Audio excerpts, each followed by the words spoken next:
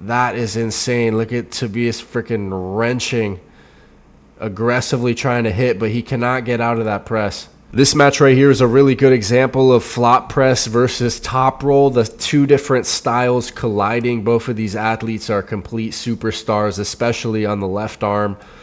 Let's take a look at Tobias Sprong versus Camille on the left. This was from back in 2024, the same event where Devin had pulled Levon in that amazing match. This was on the undercard. Slip out in round one. Here's the strap match. Camille almost just like, he starts with his wrist slightly back. It's not that Tobias is putting him there. Camille is comfortable there. He feels like he can apply power there, starting with the wrist back and then accessing his press. Look at him being able to get Tobias on his arm. Really impressive, because we know how explosive and violent that top roll of Tobias is. Both of these guys have beaten Zaranov. Wonder if Tobias wants a rematch in this match. But yeah, that was round one. Camille looking good, but this match was far from over after round one. Let's go to round two.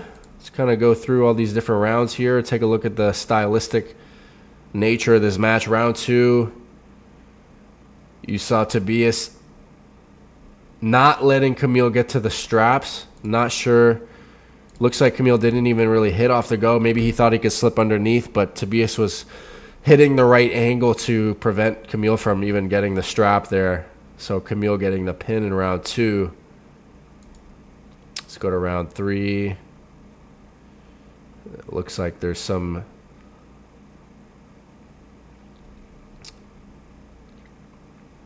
false start on Camille.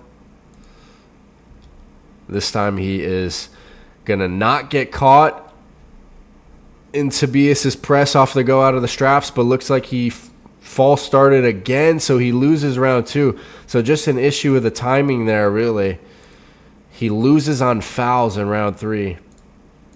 Not ideal. But once Camille was able to get his power down, you're going to see just how strong he is. Here's a round four. Camille out of the straps, flop pressing out of the straps. That is insane. Look at Tobias freaking wrenching, aggressively trying to hit, but he cannot get out of that press. He just absolutely cannot get out of that press. No matter how much he surges there. Impressive stuff in round four for Camille to come back, to get the timing down, not to lose on fouls, to get the win. So it's 2-2. It's going to come down to this last round. That's the replay there. Let's go to the last round here. This is it. The flop press versus the explosive top roll. False start, but that did not look good for Camille if that was how the start would go. It seems like whoever really is getting the timing on their hit is in a better position. But obviously that was a false start, as they called. Well, you can just see the explosiveness on Tobias once he's able to apply his power. It's hard to stop. But that was a false start. This time, Camille shooting forward with the wrist back. He's going right underneath to get the slip here. Look at this position.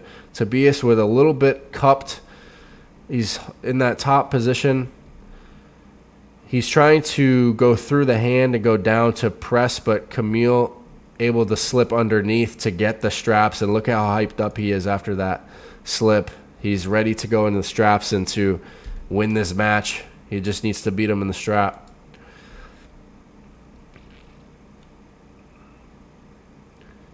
Looked like an elbow foul off the go from Camille, trying to set that press so quickly. His elbow just slid off the left side of the pad there. So one foul on Camille. He really can't foul or else he's going to lose the match, that would be unfortunate. He's already lost a round on fouls.